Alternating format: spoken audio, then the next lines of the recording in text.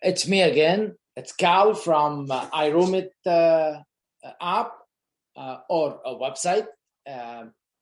You could check our app at Google Play or Apple Store. iROOMit, iROOMit,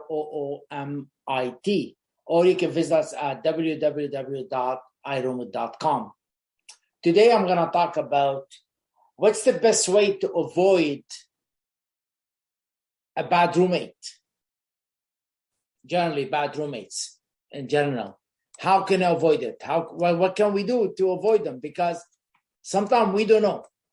So we look for a roommate, we contact somebody, and then all of a sudden they sign the lease. They come in for a year, for 12 months or whatever the period of the leases, and then you're stuck with them, and they are a really bad roommate. So what do?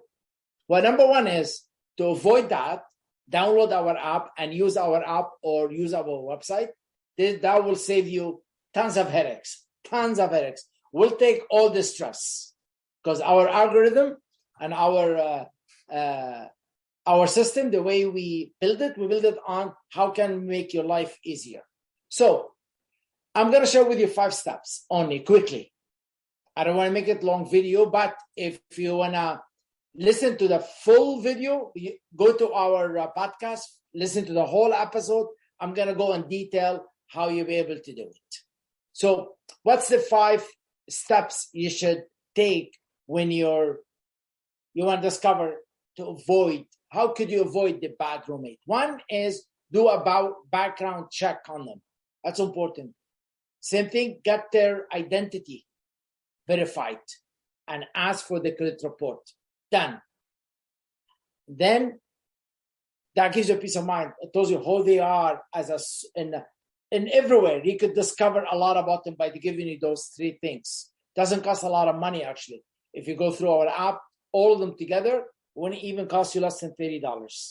It's a one-time fee, but it gives you a lot of peace of mind.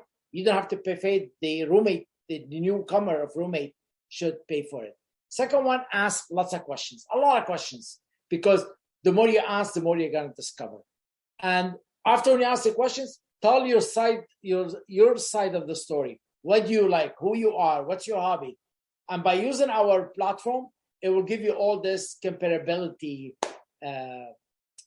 questionnaire, so both could look at it and compare if you guys are good for each other as a roommate.